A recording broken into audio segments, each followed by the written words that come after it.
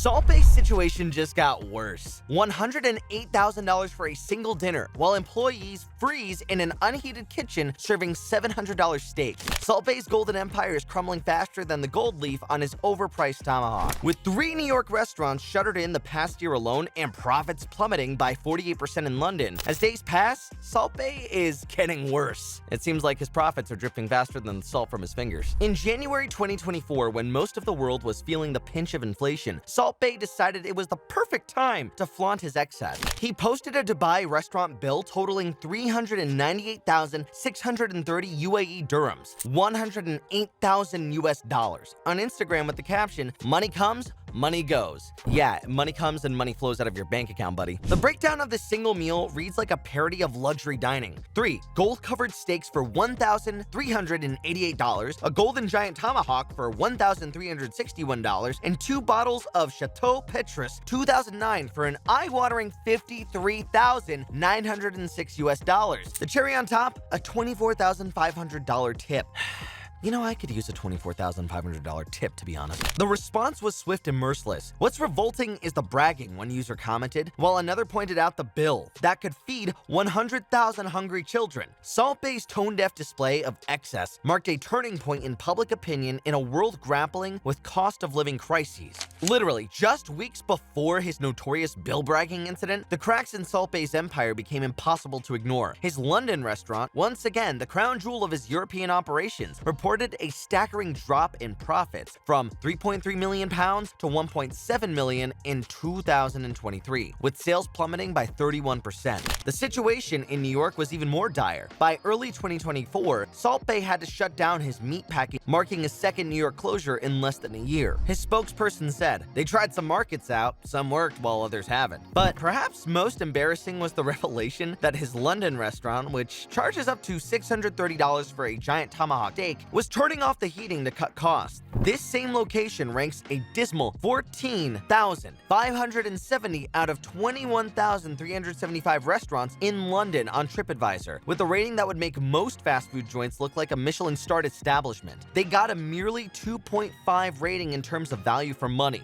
That's where you can understand what they are serving. It's not like where you can look at a restaurant and it's like a hole-in-the-wall 3.5 stars that's going to give you an amazing meal. Remember, this is the upscale excess life that they're living. It looks gold from the outside, but shit from the inside. These are the words of a former bartender at Newset, London, part of a devastating expose that revealed the dark side of Salt Bae's glittering empire. In April of 2023, Business Insider published interviews with 9 former employees from 6 different restaurants, painting a picture that was far from the glamorous image Salt Bae promotes on Instagram. Former staff described working conditions as the Hunger Games of cooking, where employees never knew if they'd survive their shift without being fired. Former server Angelo Mayer's lawsuit painted a disturbing picture of systematic discrimination. Non-Turkish employees were treated as second-class citizens, facing harsher punishments for the same mistakes their Turkish colleagues made. Mayer, who identifies as Latino, claims he was called Spanish shit by colleagues and faced physical intimidation for not being Turkish. It was like having 2 different rulebooks, as a former manager who wished to remain anonymous. Turkish employees could do no wrong while the rest of us walked on eggshells. Yeah, Salt Bae's foundation is built on salt, not strong foundations. But nationality wasn't the only basis for discrimination. Female employees found themselves trapped in what one former worker described as a misogynistic nightmare. Wow, what a description. Elizabeth Cruz, a former bartender at Newset, New York, was ordered to ditch her professional uniform for a short skirt, high heels, and revealing top on her very first day. The investigation revealed a disturbing pattern. While Turkish female employees were allowed to wear the standard uniform, others were forced into more club-worthy attire. When Cruz finally stood up for herself and asked to wear the regular uniform, she was fired just 2 weeks into the job. But the discrimination was just the tip of the iceberg. Multiple lawsuits revealed a systematic pattern of wage theft that would make even Gordon Ramsay's kitchen look like heaven, not Hell's Kitchen. Tips mysteriously disappeared, overtime went unpaid, and those who dared to question the practice found themselves suddenly unemployed. When confronted with these allegations, Salt Bae's response was as tasteless as his gold-covered steaks. I don't imagine steak with gold exactly tasting good. His lawyer, Christy Reuter, dismissed the claims as nothing nothing more than a rehash of old lawsuits. But the 7 lawsuits filed across 2 cities tell a different story, one of systematic abuse, discrimination, and retaliation. The worker allegations came with serious legal consequences. Salt Bae had to shell out $230,000 in settlements to former employees who accused him of skimming their tips. When confronted about firing these employees, his response only reinforced the accusations of his ego problem. "I was not satisfied with the performance. They didn't match my understanding of work." While Salt Bae's restaurants are struggling to keep their doors open, his social media presence tells a different story. His Instagram feed remains a carefully curated showcase of celebrity visits and his lavish lifestyle, but even here the cracks are showing. His social media growth has hit the lowest point since his 2017 viral moment. In the last 6 months of 2023, he gained only 300,000 followers per month, a fraction of his previous growth. Even now, he has 54 million followers on Instagram. Seeing his previous growth, Salt Bae's decline is on its way. Even these new followers seem more interested in mocking than admiring, with most comment sections now filled with criticism rather than praise. If TripAdvisor reviews are anything to go by, Salt Bae's restaurants are serving up disappointment with a side of bankruptcy. Here's what real customers had to say about their experiences in 2024. "This was the worst dining experience ever. Service was crappy and very bad. Crazy prices, poor quality, never ever go back there. I asked for medium rare and they did it rare. I had to sell my kidney to pay the bill." One particularly scathing review from February 2024 went viral when a customer described paying £630 for a tomahawk steak in a freezing cold restaurant, only to discover they were turning off heat to cut costs, during a year when the business reported millions in revenue. Salt Bae's London restaurant recently slashed prices on its most expensive dishes, in a move that just screams desperation. The Golden Giant Tomahawk, once proudly priced at £1,450, can now be had for just £630. The Golden Giant strip loin dropped from £1,350 to a mere $750. Even the famous burger now costs $45 instead of $100. If there was a single moment that marked the beginning of Salt Bae's downfall, it was his infamous behavior at the 2022 FIFA World Cup final. What should have been Argentina's moment became, in typical Salt Bae fashion, all about him. In what many called the most cringeworthy moment in World Cup history, Salt Bae somehow managed to get into the field after Argentina's victory, proceeding to harass the players for selfies, grabbing Lionel Messi's arm repeatedly, and most shocking, snatch and kiss the World Cup trophy, a privilege reserved only for winners and heads of state. FIFA's response was swift. The organization launched an investigation, and the FIFA president publicly unfollowed Salt Bae on Instagram, a modern-day equivalent of social excommunication. Salt Bae's response? In a recent 2024 interview, he somehow made it worse. "There were 2 billion people watching the World Cup. How many people are speaking about me? 5 billion. The whole world." This tone-deaf response perfectly encapsulates why Salt Bae's star is falling. He seems incapable of understanding the difference between fame and infamy. Not all publicity is good publicity, Salt Bae. Despite the mounting evidence of his empire's decline, Salt Bae seems determined to expand further. In early 2024, he announced plans for a new $100 million complex in Ibiza, including 4 restaurants and 51 apartments. But industry experts are skeptical. Since 2021, his New York presence has been decimated with 3 high-profile restaurant closures, including his famous burger joint and the once bustling meatpacking district location. Well, his London flagship restaurant, once the crown jewel of his European operations, has seen profits plummet by a staggering 48%, forcing them to slash prices on their signature gold-crusted steaks. The situation in Greece is equally dire, with daily customer bookings dropping from a peak of 600 to barely 200. A devastating blow for a restaurant built on exclusivity and, well, hype. His reputation has taken an even bigger hit online, with TripAdvisor ratings so low that they place his restaurants in the bottom 4% globally. Perhaps most telling is his social media engagement, where growth has plunged by 70%, suggesting that even his viral fame and the foundation of his entire empire might finally be running out of salt. What do you think? Has Salt Bae's empire finally reached its expiration date? Let us know your thoughts in the comments below, and don't forget to subscribe for more. Antagonizing strangers, talking crap in front of kids, or allowing his bodyguard to punch a stranger at a party, Jack Doherty has gone way farther than one can imagine. Now, Jack faces a $5 million lawsuit from the man his bodyguard assaulted, investigations into his OnlyFans management practices, and potential criminal charges for his more extreme stunts. This will be the smoothest downfall you have ever seen. It all starts from his Walmart pranks that truly set the stage for the Jack Doherty we know today. Videos like trying not to get kicked out of Walmart, spilled paint, and singing desperate Esposito on the Walmart intercom kicked out racked up millions of views and solidified Jack's brand of disruptive, attention-seeking behavior. By January 2018, at just 14 years old, Jack had reached the coveted 1 million subscriber milestone, but this was only the beginning of his rise and the start of a pattern of increasingly reckless behavior that would eventually lead to his downfall. As Jack's fame grew, so did his appetite for controversy. No longer content with harmless pranks, he began to push the boundaries of what was acceptable and legal. In March 2018, Jack set his sights on one of the biggest names in streaming, Ninja. I'm gonna not call you that, man. Bruh.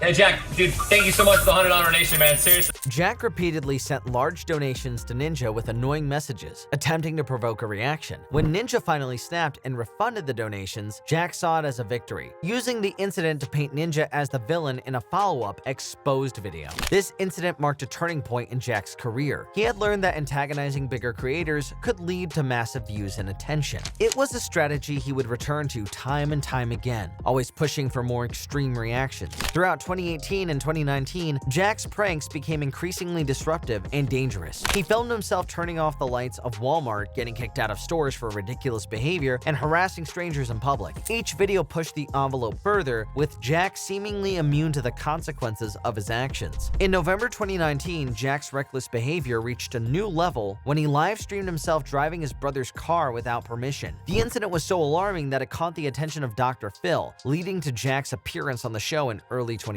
By 2021, Jack's YouTube growth had begun to stagnate. His pranks were no longer generating the same level of engagement, and he needed a new strategy to maintain his relevance. So he pivoted to create and manage OnlyFans content. Jack began managing several OnlyFans models. Using his platform to funnel traffic to their pages, he also created his own OnlyFans account, charging an eye-watering $49 per month for content. This shift towards adult content raised eyebrows, especially given that many of Jack's followers were minors who had been watching his prank videos for years. No one knew what he was particularly doing until a few of his friends and former employees broke the silence and revealed everything in a video titled "Jack Doherty Must Be Stopped." Simultaneously, Jack began producing more short-form content for platforms like TikTok and YouTube Shorts. These videos often featured the models he managed, blurring the lines between his family-friendly content and his adult business ventures. In early 2023, Jack joined the streaming platform Kick, known for its lax content policies. This move allowed him to push the boundaries even further, engaging in IRL, in real-life streams, that often devolved into harassment and confrontations with strangers. I didn't say any curse words. What'd I say? Just watch your language. What'd I say? You got a stupid shirt on over there. Yeah. Your kids can't read, though. What are you talking about? Your kids can't read, can they?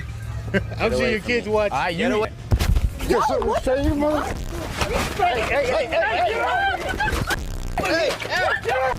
McKinley, back up. Jack's Kick streams quickly became notorious for their chaotic and often aggressive nature. He would roam the streets of Los Angeles accompanied by a bodyguard, deliberately provoking reactions from passersby. When confronted, Jack would often hide behind a security, creating a dynamic that many viewers found cowardly and distasteful. What are you talking to, dog? I'm just saying, y'all say you're just walk. Then walk. Oh! Oh, no, stop. What is wrong with you? Are you?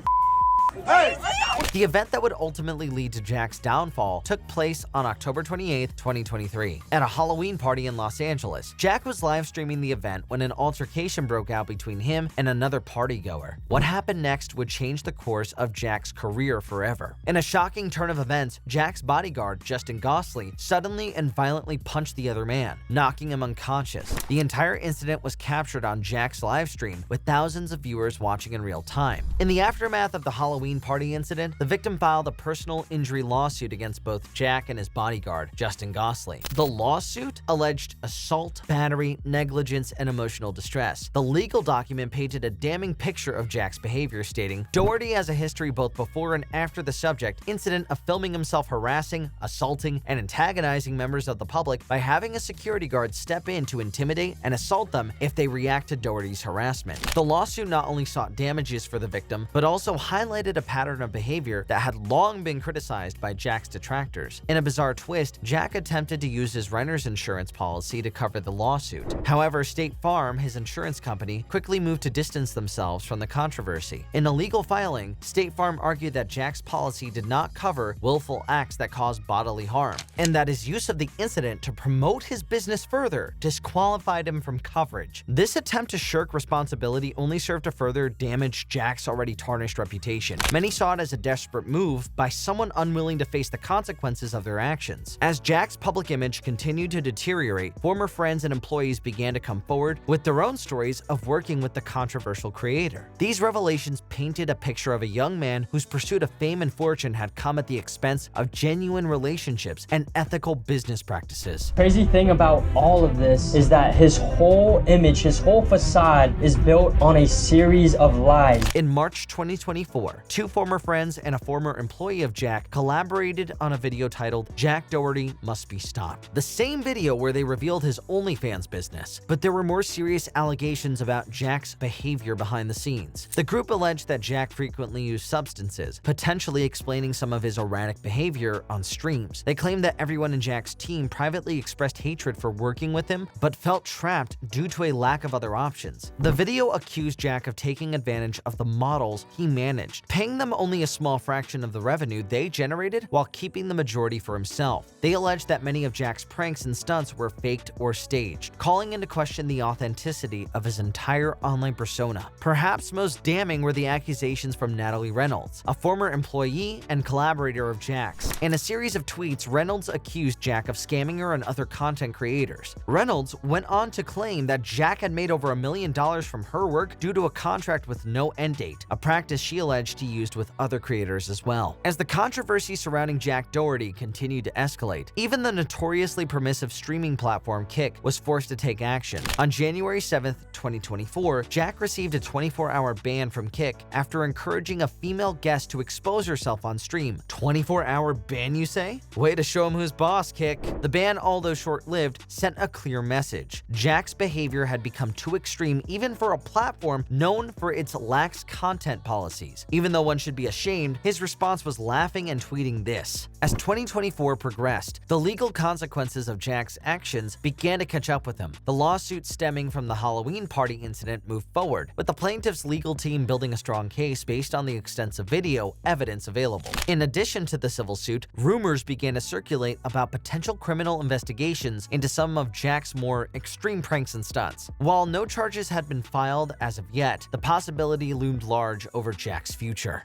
What happened to Andrew Tate? Andrew Tate is back on everyone's radar, but not like you'd expect. The man who's usually louder than a jet engine with his hot takes, high-rolling lifestyle, and viral rants has gone mysteriously quiet. So what's the deal? Has his empire crumbled like a cookie, or is this just a clever move in a game of 4D chess? Stay tuned because we're peeling back the layers on Tate's great disappearing act, tracing the roller coaster of his empire, and predicting if he's about to roar back like a lion on the hunt. When you were put on house arrest, was there any moment that you cried from happiness? I never cried from happiness, and I never cried from sadness, because I think crying is an act in and of itself. To cry is to sit and cry. I didn't do that. I did have tears run down my face. His story started with Big Brother UK in 2016, when Andrew Tate thought he'd hit the reality TV jackpot. But fate had other plans. Just 5 days in, Tate got kicked out faster than you could say controversial. But why? Well, a storm of scandals surfaced, including a video of him slapping and belting his ex, behavior he chalked up to kinky play. But wait, there's more. Turns out the production team and Channel 5 had already been tipped off that Tate was under police investigation. Talk about dodging a PR bullet. If you think that twist was wild, buckle up. Things are about to get even juicier. This incident would have ended their 15 minutes of fame for most people, fading them into oblivion, but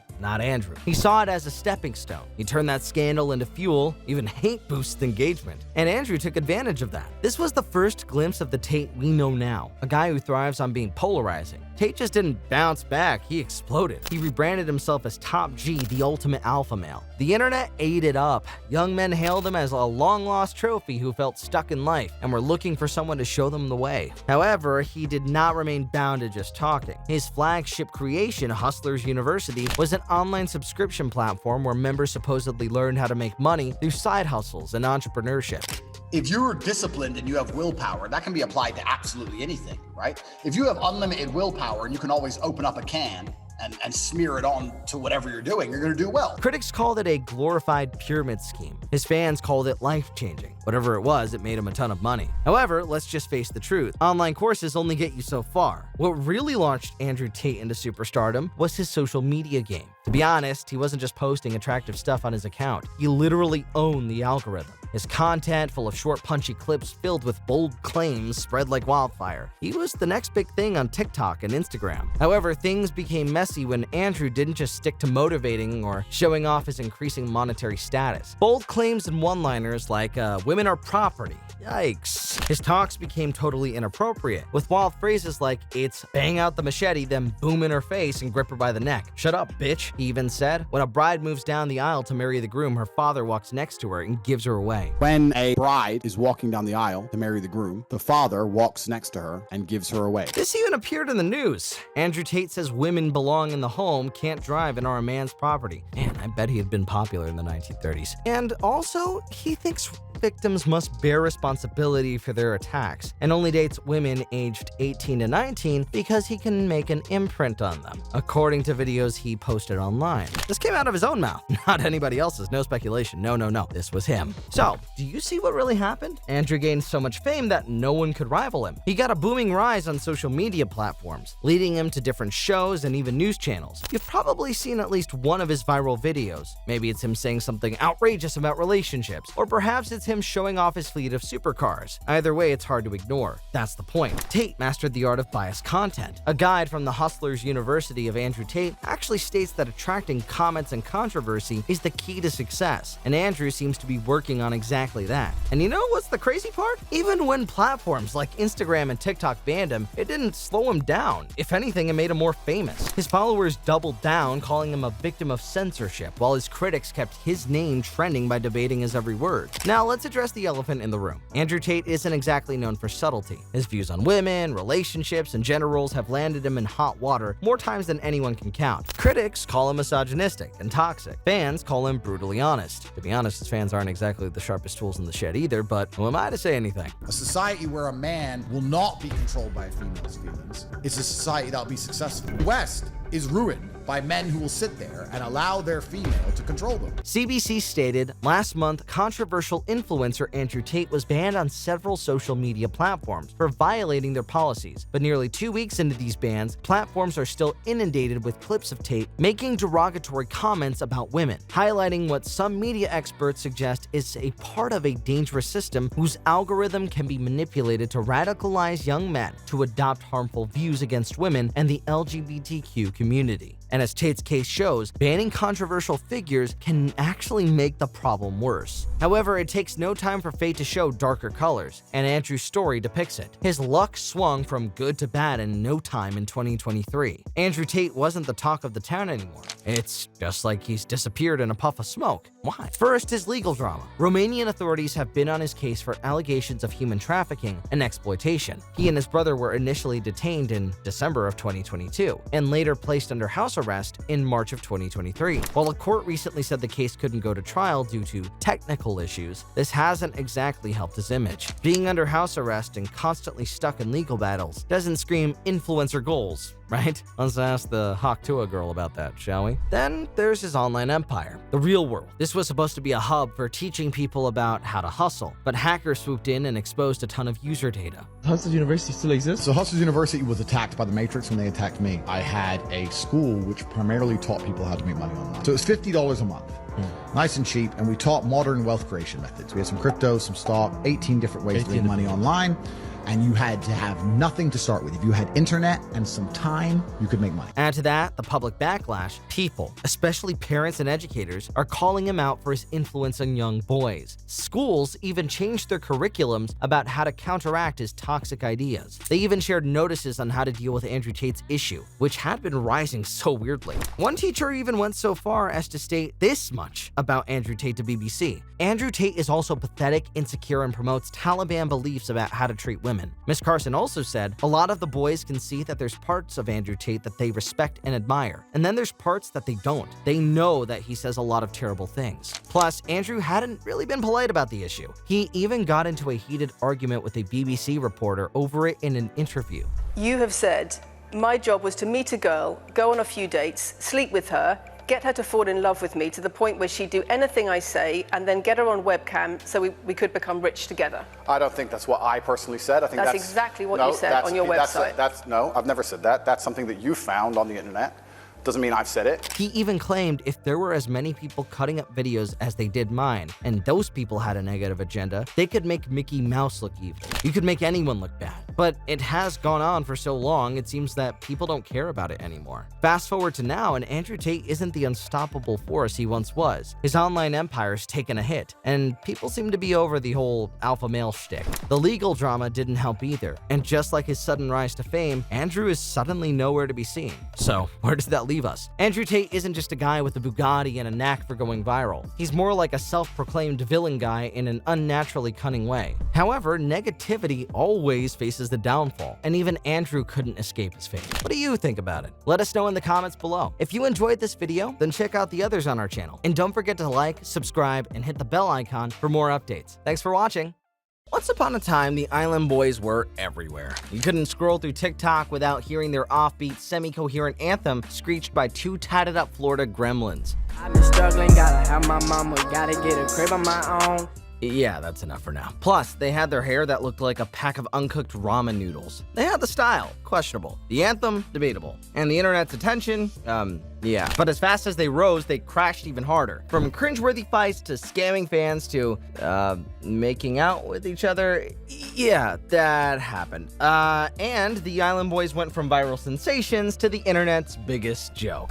Actually, there is proof that we had kissed. If you check our Twitters, literally a sneak peek of us kissing, you feel me, on our Twitter. We're also gonna have another thing out for you guys. And now, after all the drama, all the bad decisions, and all the desperate attempts to stay relevant, their ship is sinking fast. Let's start with what really doomed the Island Boys: their sheer inability to read the room. See, there's a golden rule of the internet: if you're going to act like an untouchable superstar, you better have the talent to back it up. Unfortunately, the Island Boys had all the swagger of Grammy-winning artists with the musical ability of a malfunctioning Roomba. Their freestyle sounded like a blender trying to chew through aluminum foil, and their viral hit was, let's just face it, a happy accident. One moment of meme-worthy nonsense that the internet ran with, not because it was good, but because it was hilariously bad. I'm just island boy. I'ma get cute white guy. Although this almost laughable hit was used in over 4,600 TikToks, much to their luck, their other items were not picked up as trophies. I'm a mullet boy. I'm a mullet boy. But did that stop them from proclaiming themselves as the next big thing? Of course not. They doubled down, posting more content that made viewers collectively cringe so hard that they developed back problems. The more they insisted they were musical geniuses, the more the internet turned them into memes. And not the good kind. Gang, gang, slang. You ain't gang, there they got to use that word. I'm speechless. Two goofballs in the pool. You know why I'm not speechless? Why? Because I'm an island. As their social media clout inflated, so did their egos. And what's the first thing an untalented influencer with a god complex does? Start beefing with actual celebrities. From Logan Paul to Jake Paul, from established rappers to random TikTokers, the Island Boys made it their mission to throw hands with almost anyone who so much as breathed in their direction, which is great for drama, but not for growth. Crazy whenever I was with you only saying this shit about her. Bro, you literally been hot this whole time. She hasn't even been hot at all. Their interviews became legendary for all the wrong reasons. Remember when they locked off Logan Paul's podcast because they couldn't handle being called out? That was peak delusion. During an appearance on Impulsive, the twins got so defensive about their success that they stormed off mid-episode. temper tantrum at its finest. This was just because someone had the audacity to suggest that they might want to think about their finances before they ended up broke. Oh, the irony. For a couple of guys who loved flaunting cash, they sure had no idea how money worked. The Island Boys spent money like they had an unlimited supply, throwing around stacks of cash in their videos, buying luxury items, and making every bad financial decision imaginable. The problem is that viral fame doesn't last forever, and when the TikTok checks started drying up, reality came knocking. Instead of investing or saving, they blew through their earnings faster than they could sing their "We the Island Boys" song. Before long, their flexing turned into desperate attempts to stay relevant, leading them straight into their next disaster. Worth way more than his Tesla. I made more in a month than you've made in your whole life. That's not true, bro. It is. Faster than Elon taking over Twitter. I mean X, sorry. When their music career flopped, the Island Boys did what any struggling influencer does. They pivoted.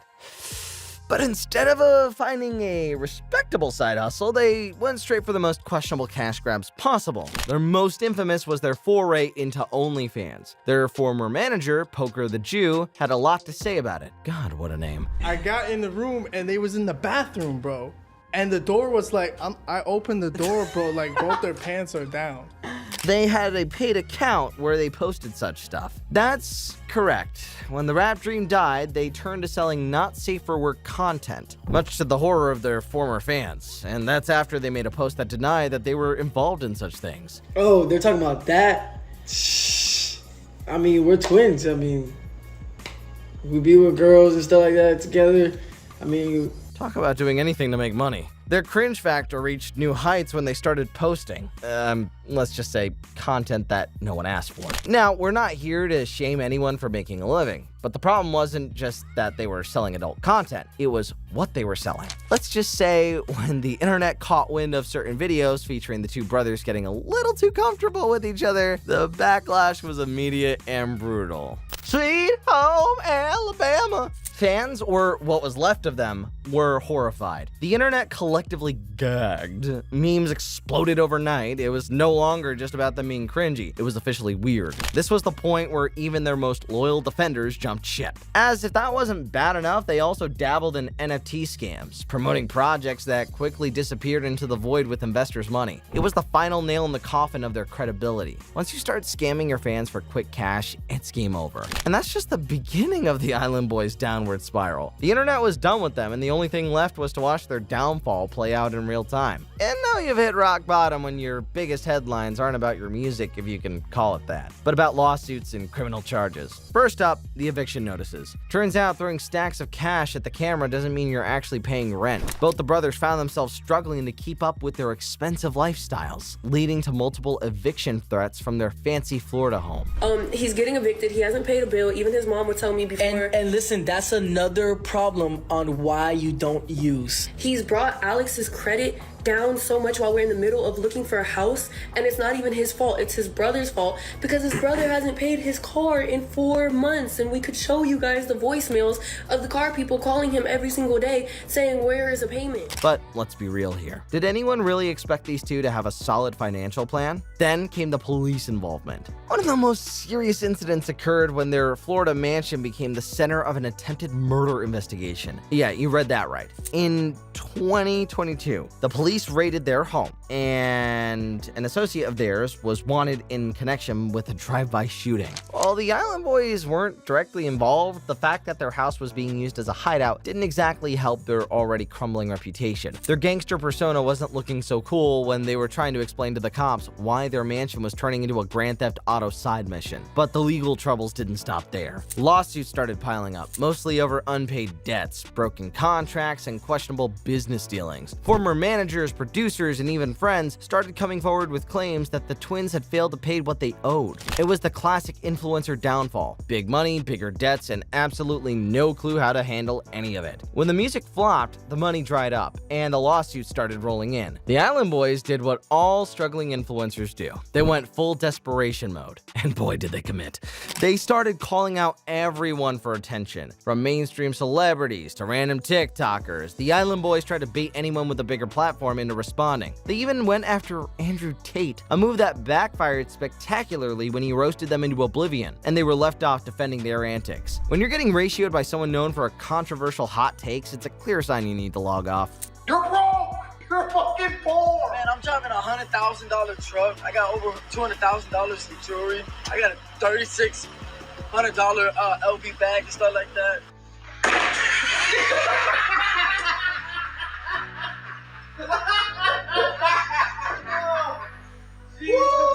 From picking fights with celebrities to inserting themselves into drama they had no business being in, the Island Boys became the internet equivalent of that one kid in school who tries way too hard to be cool, but ends up embarrassing themselves at every turn. Nothing screams our careers are over quite like the publicly beefing with your own twin brother. As the money disappeared and their popularity plummeted, the Island Boys did the ultimate tactic of reality TV stars. They started fighting with each other for attention. The once inseparable duo began airing their dirty laundry on social media, accusing each other of betrayal, mismanagement, and even theft. Their Instagram lives turned into expletive-filled arguments where they hurled insults at each other like a low-budget soap opera. At one point, one of the brothers claimed he was quitting the Island Boys and rebranding himself as a solo artist because, you know, the real problem wasn't the lack of talent, it was the brand.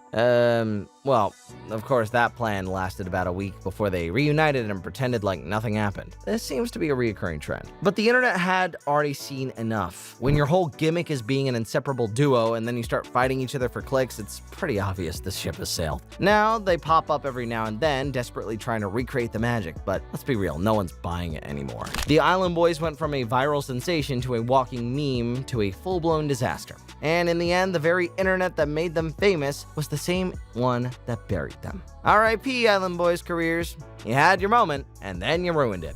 What do you think about it? Let us know in the comments below. And if you think this video was amazing, don't forget to watch the Kanye West video on our channel. Thanks for watching. 2025 is here and it has no plans of taking along people like Ice Spice, who once had the industry wrapped around their perfectly manicured fingers. If 2023 was Ice Spice's legendary rise, then 2024 was her catastrophic fall. And now in 2025, she's crashing and burning in real time. If you don't trust me, then trust the facts because the numbers don't lie. Her monthly listeners have been cut in half, and her latest song is flopping harder than a fish out of water. And to top it all off, she just got booed off stage at a New Year's Eve festival.